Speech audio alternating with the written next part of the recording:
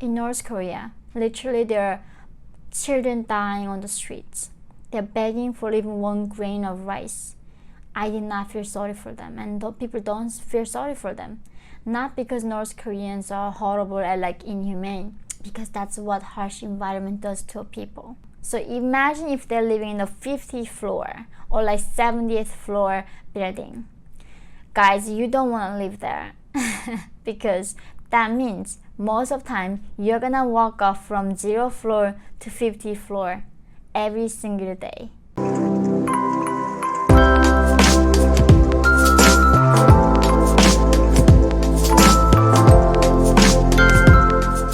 Hi everyone, welcome to my channel. My name is Yeonmi Park and I'm a North Korean Defector human rights activist. So a lot of you know my story. I was born in the northern part of North Korea called Haesan in the Lianggang province, and my hometown was just one river across from China. And this country is known to the world as a hermit kingdom or socialist paradise. Whichever version that you believe in, today I'm going to share about my culture shock I felt when I arrived in America in freedom. So I met so many people keep telling me, that the fact that you think America great is that you just don't know yet how bad America is and how challenging life in America is. And therefore, I decided to share this video with you, anybody who was wondering what shocked me the most when I came to America. So number one is dog stroller.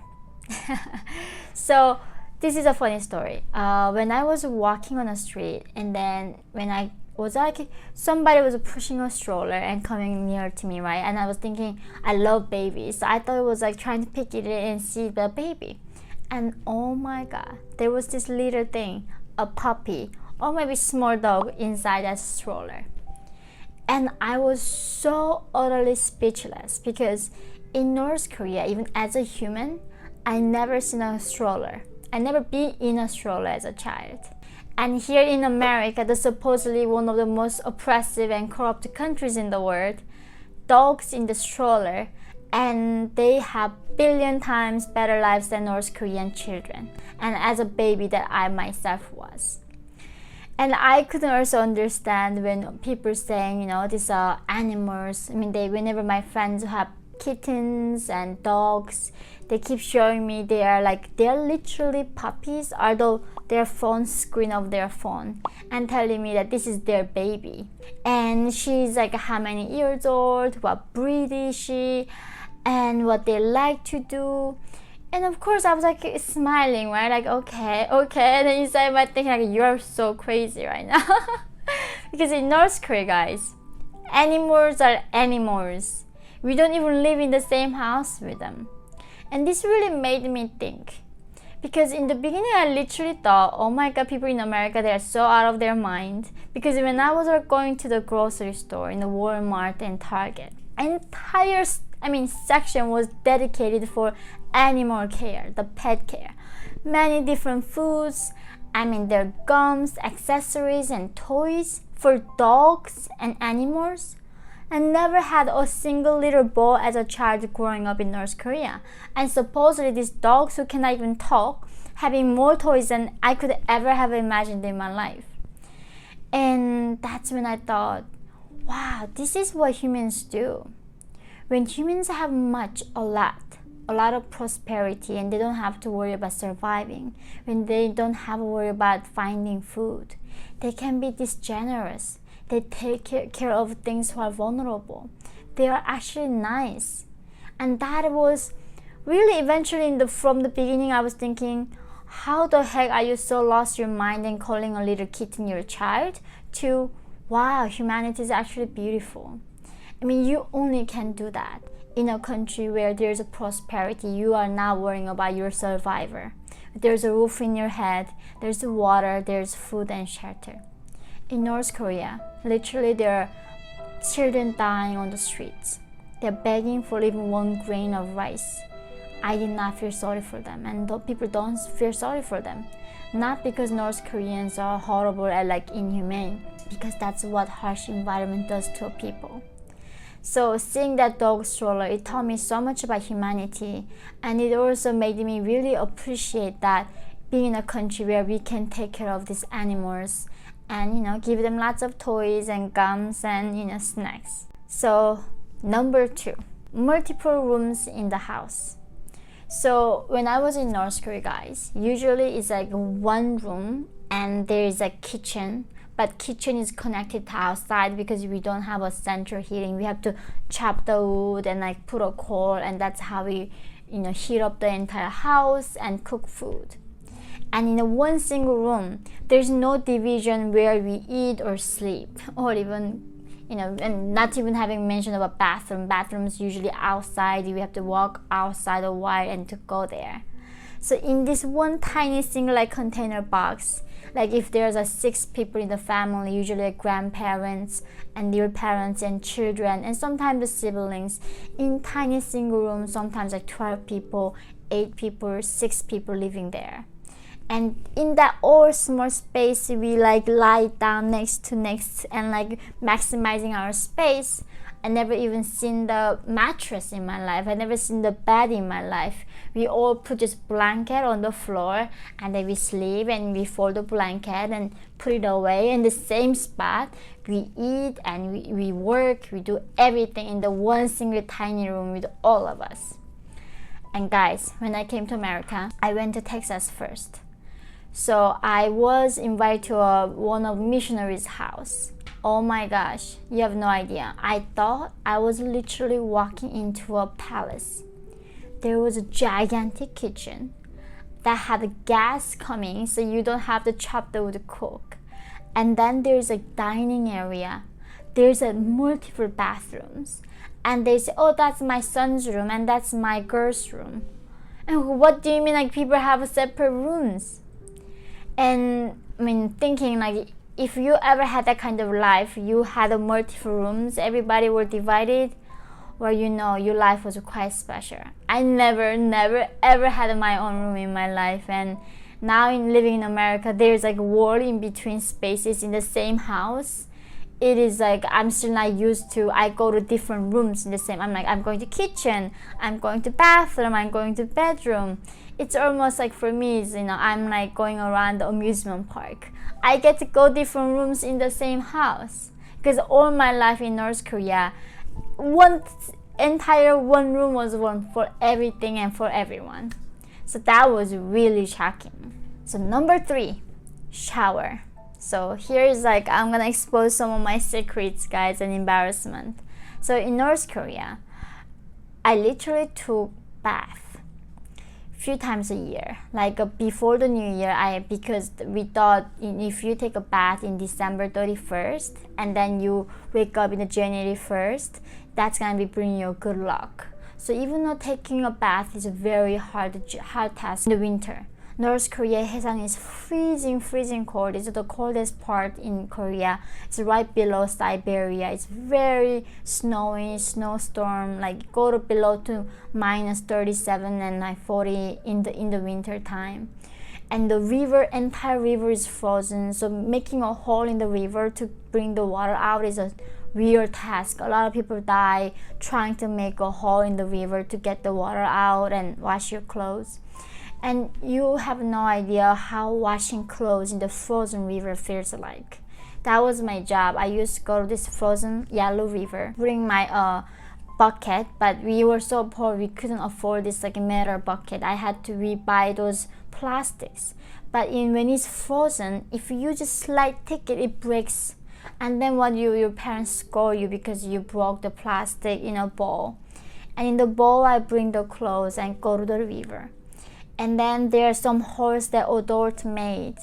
And then if you slide it through to the river, you die. No, you cannot come out and nobody cares, nobody knows. And a lot of children die that way.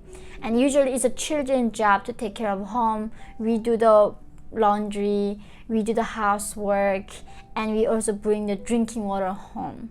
So in the winter time, I would go there, I would wash my clothes, and just that, I still remember how I couldn't feel anything in my hands because it was so frozen cold.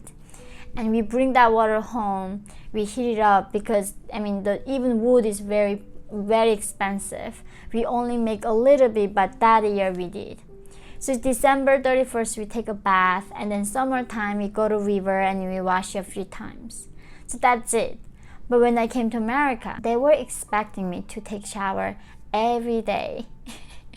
And I was like, why? I never thought like humans needed that many shower. And what do you mean you also take a shower while you're standing up? Because in North Korea, we put the drink water and then put in a bowl, and we go in there and you wash up, and then like the second child go use the same water wash up, and everybody using the same water wash up in the same family, the dirty water. So seeing Americans like changing their clothes every day, wash it, and taking shower every day, it took a while for me to get used to it. And now I'm like, I cannot go out anywhere during the day before my shower. I take my shower. It is amazing how you can get used to anything. So number 4 is elevator. In North Korea, there are high-rises in capital Pyongyang. So imagine if they're living in the 50th floor or like 70th floor building. Guys, you don't want to live there because that means most of the time you're gonna walk up from 0th floor to 50th floor every single day. So it's just so funny in North Korea when people living in the high like rises, like a tall building, going upstairs like 20th floor, 8th floor is so much work, and we are not even nourished that well. We're malnourished. We don't have that much energy to spare. So usually in below the building, everybody like calling their children and their wife and their husband, and then drop something if they miss something. Like imagine you left your home and then you didn't bring your key or something. Imagine you had to go back up all the way 20th floor or even 50th floor to do that. I mean, you spend hours to do that coming from the 1 floor to up. Because of electricity situation, even elites in Pyongyang, like, so the most fancy and expensive floor in North Korea is from the 2nd floor to 4th or 5th floor. Because the 1st floor, there's a lot of thieves. And 2nd floor is a lot harder for thieves to go in. And then 2nd, 4th, it's not as hard as bring stuff up, because in North Korea, you have to bring the water up, laundry up, firewood up, like coal up. Everything has to go up with manual humans lifting them. It's not like, you know, you should just walk up by yourself with your own body. And that's why I was in America, and then I was like looking at these buildings in Chicago. I was like, how do people going up and down there every day? And never knew in America the electricity rarely goes out. I never had a problem in America right now with the, you know, having to take out stairs because of electricity out. And that's the thing, even in North Korea, you're elite living the high rise, you cannot have electricity. The last one, number 5, that is having a passport. So it is true, when I came to America, I saw people on the streets and who are homeless. I couldn't fathom, like, how can you be depressed? How can you be not happy and grateful living in this country having a passport? Because that's all I wanted in my life. That's all North Korean want. They don't need the government's handout. They don't need some, you know, break because they were oppressed. They don't need anything for free for them. All they need, that freedom, having that passport, go wherever you want, build things, and live life. And when I came to America, like, I heard that everybody who are American can get a passport, and they have that protection from the government. Whenever they travel other countries, there's a consulate protecting them. I'm not American citizen yet, and I'm dying to become one. I cannot wait that day comes to me. But I do try my best to understand why people are here in America think life is very, very, very unfair to them, and America is a bad country. But I guess maybe if they think so, they should get that passport right now and look around how much you have, how wonderful this country is. So many people in this world right now, all they want is that freedom, just being born in that free country, because that opportunity opens up so many doors for all of these people. And that's the thing, like, the fact that anybody can have that passport the passport only Kim Jong-un can have in North Korea. Nobody else have the right to move around and travel and see the world. Nobody have that right in North Korea other than the dictator himself. But in America, even a homeless person can apply to get a passport and get on the airplane and see the world. This is how much we have in this country. I know that we can be in bubble, we can lose our perspective, and when you are always exposed to this kind of lifestyle, you will never know what life can be so different. But I hope that this video helped you understand life can be so dramatically different if you are not born in America or free world. So thank you guys. As always, please hit that like button and subscribe to this channel and join my Patreon and local stay so I can continue to make this kind of videos. Love you guys, and I look forward to seeing you all in the next video.